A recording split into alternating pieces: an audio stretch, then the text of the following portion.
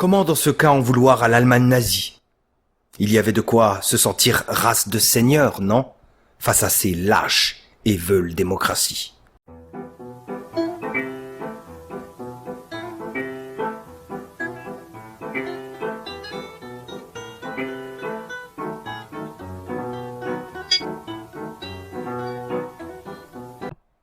Mesdames, mesdemoiselles et messieurs, bienvenue.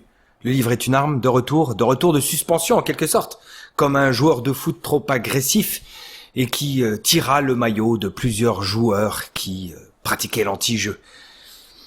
Alors le tribunal YouTube ayant décidé de supprimer plusieurs vidéos, la 30, celle sur l'Antéchrist et la 37, celle sur Qui et Jean-Mimi, et la 38, les propos sur les... voilà.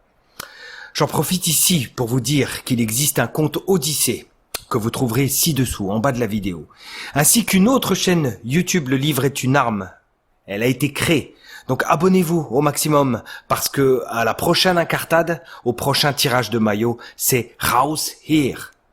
Et hors de question pour moi de me plaindre, je ne crois pas du tout dans cette idée de liberté d'expression, donc il est tout à fait logique, on connaît les règles du jeu, tout à fait logique que je sois censuré, cela ne me choque pas dans le monde actuel. Hors de question de jouer les martyrs ou de gagner des abonnés avec une quelconque victimisation que je ne me supporterai pas ainsi. J'aimerais vraiment ajouter donc les vidéos 38C et 38D, celles sur les propos contre les ce qui concerne les propos des religieux, et ensuite le top 20. Le top 20, celle-là j'aimerais sortir cette vidéo, donc peut-être sur l'autre chaîne, il va falloir qu'il y ait un abonnement en masse s'il vous plaît. Donc les propos contre la communauté. Lien ci-dessous. Vidéo 39 donc maintenant. Vidéo 39. Et quelle chronique, quel livre. Un classique que j'avais snobé, idiot bête que je fus. La France contre les robots, révolution industrielle et technologique. De Monsieur Georges Bernanos. Français, sois fier. Français, lève-toi. Voilà un peu l'esprit de cet essai. Bernanos ne veut pas voir sa France éternelle, l'esprit français, mourir alors il secoue avec véhémence le français imbécile, celui qui ne pressent pas la catastrophe. Ce fut écrit à la fin de la Deuxième Guerre mondiale, et contrairement à ce que l'on pourrait croire, Bernanos ne dénonce pas ici la fin d'une civilisation humaine, il dénonce plutôt le début d'une civilisation inhumaine. Nous voilà débarrassés du superflu, on va pouvoir aborder l'essentiel. L'essentiel, nous voilà, après un superflu un peu plus long que d'habitude. C'est avec un ton solennel et sentencieux que Georges Bernanos s'adresse à nous, les Français. C'est comme une lettre, en quelque sorte, car l'heure est grave. Il pressent, non plutôt, il est persuadé de l'horreur du monde qui nous attend au lendemain de la Deuxième Guerre mondiale. Sans le nommer clairement, il devine la pensée mondialiste. Il fustige les fausses oppositions entre l'empire anglais, la plutocratie états-unienne et l'empire marxiste russe. Fausses oppositions destinées à faire durer un système déjà mort par le mensonge, par la rapine, par la loi du grand nombre, nous y reviendrons, par la démocratie. Bernanos se costume en oiseau de mauvais augure, à contre-cœur et contraint. Fier héritier d'une nation puissante, Bernanos revendique le droit à la France de ne pas s'inscrire dans ce mondialisme biaisé. Sans grandes illusions, cela dit, un grand peuple chargé d'histoire tel que le nôtre n'est jamais quitte envers personne, nous assène-t-il d'ailleurs avec pertinence. Cependant, insistons, la France a donné sa part à l'ogre mondialiste, de deux façons déjà. Premièrement, en résistant plus de 2 ans seule face à l'Allemagne lors de la Première Guerre mondiale, et aussi en incarnant à travers le monde, en guise de modèle, cette idée, ce concept de liberté à maintes reprises. Il ne parle pas de la Révolution française ici, faites attention. Un concept de liberté universelle, émancipateur, élévateur, loin du concept égoïste, individualiste et légaliste du modèle anglo-saxon. Cette liberté qui s'étiole, cette liberté au bord de la route et devant laquelle nous passons sans tourner la tête. Nous ne la regardons plus, parce que nous l'avons perdue. Bernanos nous glisse 4 exemples de perte de liberté. finement choisis. Le premier, c'est la liberté de circuler qui a disparu. Aller au bout du monde en ne payant simplement que son billet, vagabonder, tout ça, ce n'est plus possible depuis très longtemps d'ailleurs. La deuxième, c'est la liberté de profiter de la nature sans avoir à payer. Par exemple, il fallait payer le sel à son époque. La troisième, c'est la liberté de rester anonyme, de décliner son identité à qui l'on veut et quand on veut. Cette dernière nous apparaît tellement surannée, quasi extraterrestre à notre époque où nous devons tout décliner au Moloch technique, c'est-à-dire à l'État, selon Georges Bernanos. Et la quatrième liberté évaporée, la plus scandaleuse, la plus prégnante, c'est la conscription obligatoire. Voilà, l'obligation d'aller se battre. Attardons-nous. Évidemment, sous couvert de l'arnaque de l'égalité, rendez-vous à notre vidéo numéro 24 où nous expliquions déjà que le concept égalité est un leurre, un piège constamment utilisé pour détruire une liberté. Résultat, le français du XXe siècle n'a plus aucune idée de ce qu'est la réelle liberté. Il n'a plus aucune idée du courage, de la posture, de la droiture de ses ancêtres de l'époque royale qui, eux, par l'intermédiaire des 17 parlements qui contrebalançaient les pouvoirs du roi, eux donc connaissaient cette idée de liberté. Ils en jouissaient, ils la chérissaient. Époque bien révolue au XXe siècle déjà. Alors que dire du XXIe siècle, chers amis? Oui, car le XVIIIe siècle est le siècle de la liberté en France. Nos ancêtres respectaient l'héritage de leurs aïeuls. Toute l'Europe en avait conscience. La France, c'est la liberté. Une liberté qui donnait l'essor à une vraie confiance en soi du peuple français. Mais pas une confiance, non pas dans un nationalisme lénifiant et bas du front et coude tendu, non pas du tout, mais plutôt dans une volonté de faire fleurir culturellement cette jouissance de la liberté. La supériorité culturelle de la France découle de cela. La Révolution française des droits de l'homme n'est donc pas venue donner des droits, loin de là. Elle est venue mettre l'homme au centre de la société, comme nous le rappelons pratiquement, durant chaque chronique. Et c'est donc cette même France, jadis terre de liberté, qui magnifiera le concept de patrie. Seule terre au monde où la patrie signifiera quelque chose de poétique, de céleste, non pas dans le sens d'inatteignable, céleste plutôt dans le sens parce que cette France pousse à l'humilité, à une obéissance quasi religieuse devant son génie, son immensité. C'est une obéissance humble, comme une reconnaissance du génie. Parce que la France était parvenue à un tel niveau. C'est ça que veut souligner M. Bernanos, à un tel niveau. La nation qui fut la plus proche de se passer de tribunaux et de gendarmes dans toute l'histoire, c'était la France. Cependant, c'est la guerre 14-18 qui provoquera cette inconciliable rupture. Le poilu de 14, croyant se battre pour la patrie, œuvrait en réalité pour la révolution perpétuelle et universelle partisane à cette époque d'un État totalitaire dirigiste. Pouvait-il le deviner, le poilu? Est-il à blâmer? Bien sûr que non. Impossible à son époque de distinguer le mouvement long-termiste qu'il servait. L'homme moderne est né de ce cataclysme. Il est né de ce schisme. L'homme moderne, c'est un miraculé. Comme tous les miraculés, il a abandonné l'idée de comprendre, car elle le dépasse. Il s'en remet à la providence, au hasard, à la superstition, ou, dans le meilleur des cas, à Dieu. Entre ce XVIIIe siècle, représentation de la liberté française, et ce XXe siècle qui enfantera l'homme français moderne, arraché de sa patrie, le XIXe siècle faisait déjà naître des présages de décadence. Une décadence dans l'architecture, dans le mobilier en français, ou dans la mode aussi, dans la mode française en premier lieu même. Décadence militaire de la France, qui a perdu en un siècle. Décadence de sa puissance, décadence du savoir-vivre typiquement français, vous savez, cet art de rendre à chacun ce qui lui est dû. Si la fracture s'est opérée à la Première Guerre mondiale, cette fracture qui a vu naître l'homme moderne, donc, selon Bernanos, les origines du mal remontent à la machinerie, c'est-à-dire au progrès, comme nous l'avions exactement étudié dans notre vidéo numéro 1. Le progrès, c'est le diable, et le diable, c'est le progrès. Alors comment le sait-on ? Comment Bernanos peut-il affirmer cela ? Comment peut-il être aussi sûr de cela ? Eh bien, tout simplement en constatant qu'un Français du XVIIe siècle se trouve bien plus proche d'un Athénien sous Périclès que d'un autre Français du XIXe siècle. Entre-temps, le progrès. Le progrès. Le progrès, c'est le refuge. C'est le refuge des gens qui sont vides intérieurement. Ils s'y réfugient car ils fuient quelque chose. Notre époque, avec le recul, lui donne entièrement raison, puisque tout le monde est devenu progressiste. Tout le monde est progressiste aujourd'hui. Et un progressisme fier. Chacun est quasiment fier de ses vices aujourd'hui. Montrer ses vices, c'est comme montrer une liberté.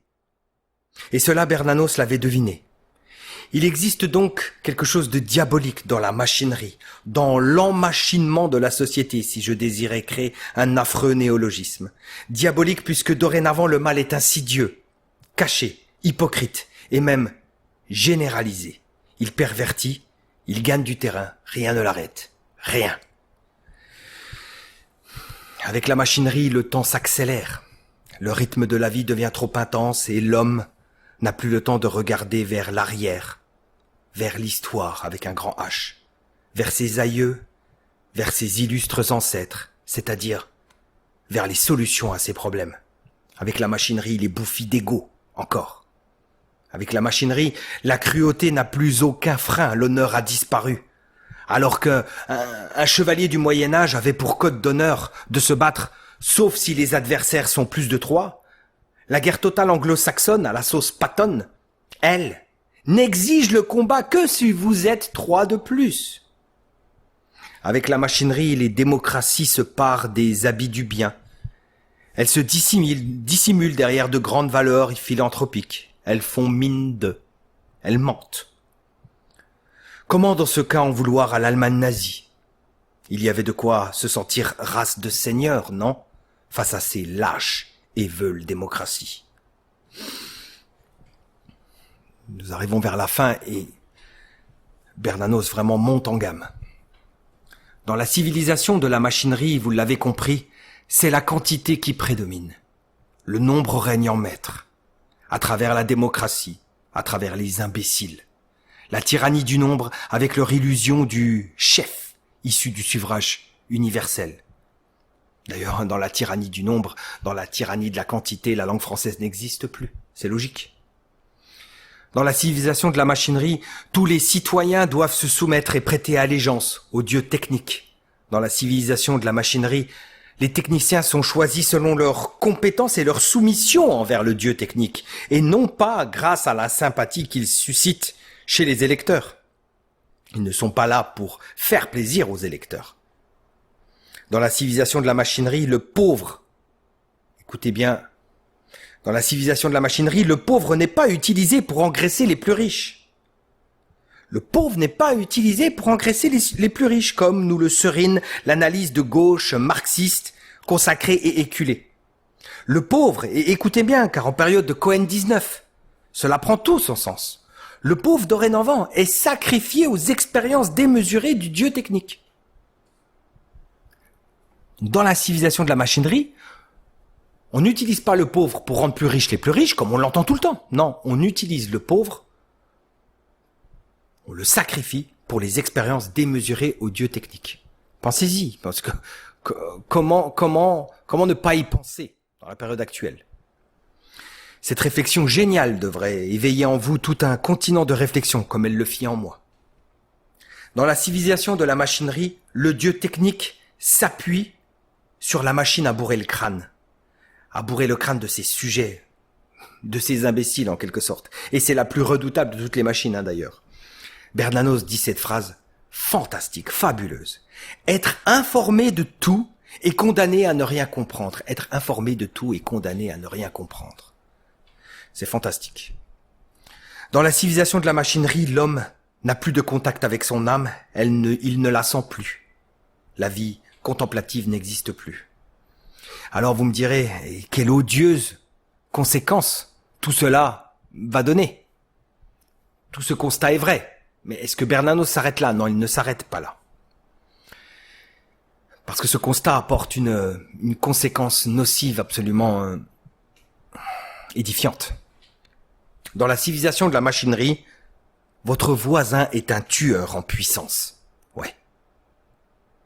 Un aviateur bombardier qui rase un village avec femmes, enfants, bébés, sans sourciller, puis rentre le soir présider un repas de famille en faisant sauter le petit sur ses genoux. Plus rien ne distingue les tueurs dans la civilisation de la machinerie. Ni histoire, ni valeur, ni même apparence. In fine, la civilisation de la machinerie, c'est la matérialisation de deux concepts parfaitement complémentaires. L'obéissance dans la cruauté et l'irresponsabilité. La France était la nation qui avait œuvré durant tant de siècles à former des êtres bienveillants et libres, c'est-à-dire responsables. Chers amis, dirigeons-nous au-delà du livre. Ce qui est frappant et, ma foi, fort inquiétant à la lecture de cet impérieux pamphlet, c'est cette prise de conscience face au progrès. Les événements récents ne font que confirmer que le progrès, c'est une sorte d'ogre affamé, insatiable, que l'on nourrit sans arrêt. Plus il est nourri, plus il gonfle, plus le progrès gonfle, plus l'ego de l'homme est bouffi, et plus la pensée humaniste s'impatronise, donc. Le résultat de tous les jours, c'est que l'homme bouffi par son ego ne jure que par la science, matérialisation ultime de sa magnificence. Et la France, me retorquerez-vous. Eh bien, dans ce monde satanique, elle n'est pas à sa place. Elle joue contre nature. Elle est la perdante constante, moquée, humiliée. Et au lieu de se questionner sur son âme française, sur son histoire singulière, au lieu d'en appeler à ses ancêtres, au lieu de renverser la table et de refuser de jouer, au contraire, elle persiste, elle insiste, elle s'entête à vouloir danser avec le diable. Puisqu'elle va à l'encontre de sa nature, la France se déteste, littéralement. La France est adepte donc d'un sadomasochisme devenu sport national. Un masochisme qui confine au dénigrement, très souvent, au mépris de tout ce qui est français, et qui considère admirable ou précurseur ce qui vient de l'étranger, principalement du monde anglo-saxon, c'est-à-dire de la civilisation de la machinerie, vous l'avez compris. Et vous avez aussi ce sadisme typiquement français, ce sadisme de classe, imprégné de cette volonté d'écraser, d'humilier le petit peuple français, ce qui reste en fait de l'ancienne France. Par exemple, ces nantis nationalistes qui, à l'époque, ne désiraient pas voter Jean-Marie Le Pen, avec lequel ils étaient en accord en tout point, car leur femme de ménage votait pour lui. Surtout ne pas voter comme la femme de ménage, surtout ne pas voter comme le peuple. Ou encore tous ceux qui se réjouirent de la violence envers les gilets jaunes. Bien fait pour le peuple. C'est un peu comme s'il fallait faire disparaître ces relents de l'ancienne France, pré-machinerie. Pourtant la France a en elle de quoi être fière, disait Nietzsche. Une arrogance méritée. Mais attention, une arrogance nationale et générale. Rien à voir avec cette arrogance de l'arriviste inculte et vénale issue du monde de la machinerie.